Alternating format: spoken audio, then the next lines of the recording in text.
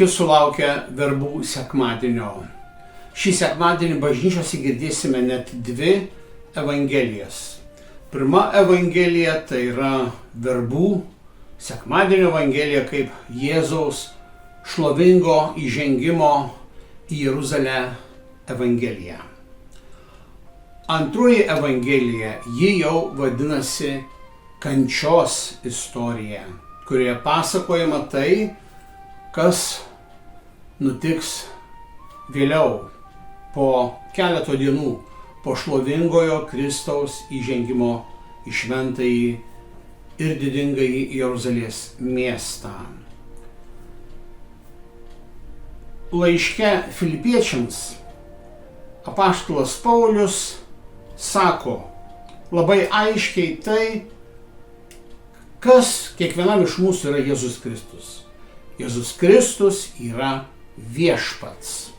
Mes kartais susimąstome, kas tai yra, kokia reikšmė tų žodžių Jėzus ir Kristus. Jėzus tai yra asmeninis vardas Ješua, kuris lietuvių kalboje reiškia Dievas gelbsti arba viešpats yra išganymas. Kristus tai yra graikiškas žodis, kuris iš hebrajų kalbos žodžio mašija, tai reiškia pateptasis arba mesijas. Taigi Jėzus yra istorinis vardas. Kristus teologinis titulas. Senovėje karaliai arba pranašai buvo patepami aliejumi. Tai reikšdavo, kad jiems pačio Dievo yra suteikta valdžia ir pasiuntinybė. Kalbant apie kančios istoriją, kuri bus skaitoma bažnyčiose verbų sekmadienį, ji taip pat vėliau bus skaitoma ir didįjį penktadienį. Šiais metais verbų sekmadienio evangelijos yra pagal Matą, tiek verbų procesijos evangelija pačioje, mišių pradžioje, tiek jau kaip kančios istorija. Didįjį penktadienį mes girdėsime beveik tą patį pasakojimą, bet jau iš kito evangelisto, o būtent Jono. Taigi, apie ką mums kalba kančios istorijos pasakojimas, kurį taip ilgai turėsime išklausyti verbų sekmadienį ir didįjį penktadienį.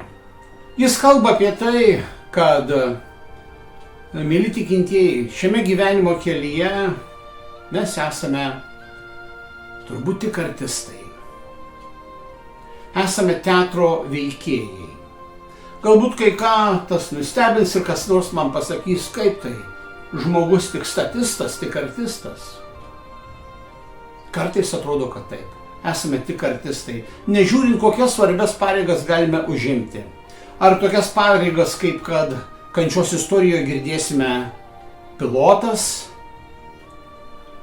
Judėjos gubernatorius ir valdytojas, aukštieji kunigai, rašto aiškintojai, minia, Simonas Kirenietis, kuris padėjo nešti kryžių Jėzui.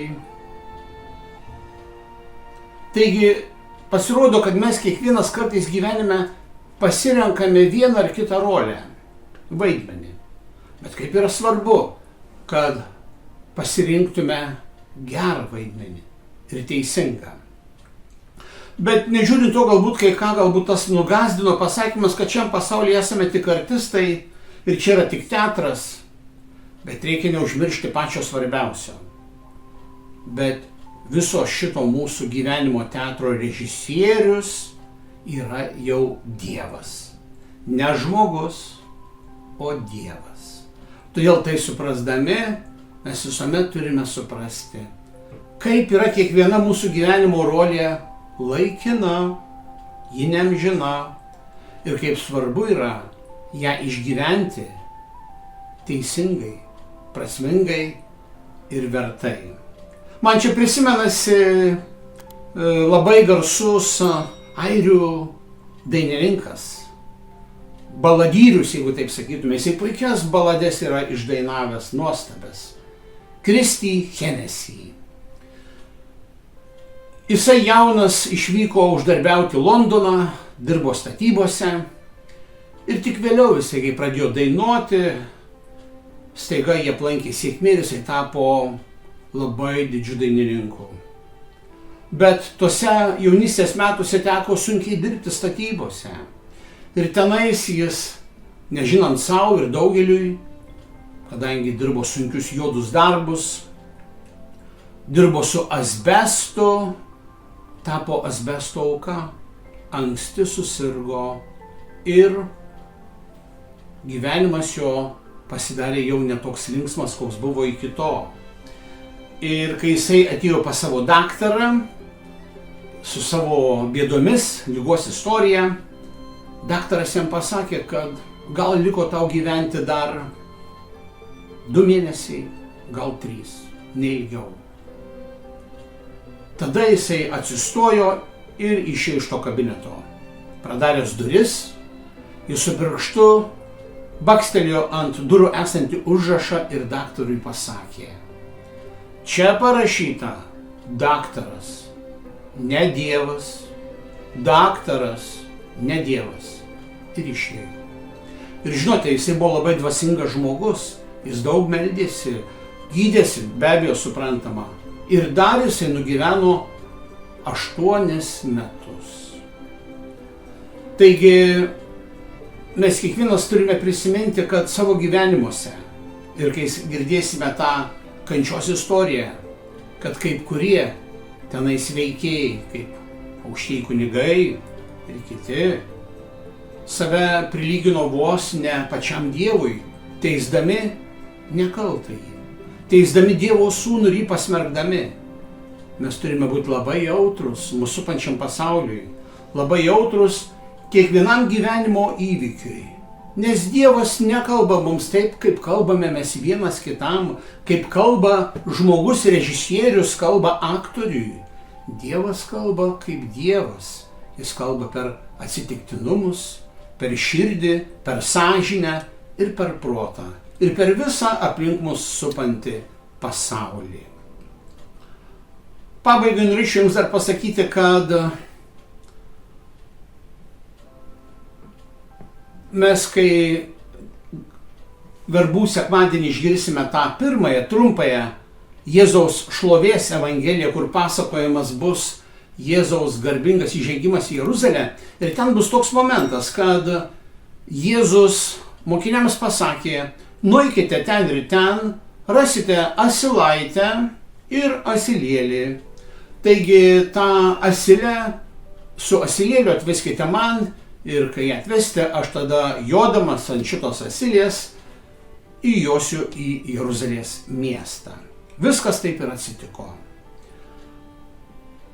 Apie tai yra tokia įdomi pasakėčia apie šią Evangelijos vietą, kur Jėzus įžengia į Jeruzalę jodamas ant asilės. Pasakėčios esmė tokia, kad kai baigėsi šitas didingas ir žavingas Jėzaus įžengimas, asilė su asiliuku grįžo į namučius. Ir po kiek laiko asilėlis klausė mamos, sako, kaip buvo gera, kaip buvo smagu, kiek daug ovacijų, koks priėmimas. O jeigu aš dabar vėl įjočiau Jeruzalės miestą vienas, ar mane irgi taip pat sutiktų? Mama jam sako, oi ne, jokių būdų to nedrįs daryti, be jo tu esi niekas. Bet visiems praėjo keletas dienų ir kaip tik buvo didysis penktadienis ir asilėlis pamatė iš toli, kad Jeruzalėje yra didelė minia žmonių ir vėl. Ir nesusilaikęs jis nuskodė į tą miestą, gal vėl visi jo laukia. Bet priešingai tam, staiga minia pikta atsisukusi jį, pradėjo jį medžioti. Vieni akmenys mėtyti, kiti strėles ir ietis. Vos asiliukas sveiką kailį išnešė iš to didingo ir galingo miesto. Taigi, mieli tikintieji, šito asilėlio pasakėčios prasmė yra tokia: be Dievo kiekvienas mes esame niekas. vien tik iš savęs. Menki yra mūsų gyvenimo darbai, siekiai, prasmės, džiaugsmai ir neretai skausmai. Tad būkime tik su Dievu savo kasdienybės kelionėje šioj žemėje. Smagių verbų sekmadienio akimirkų.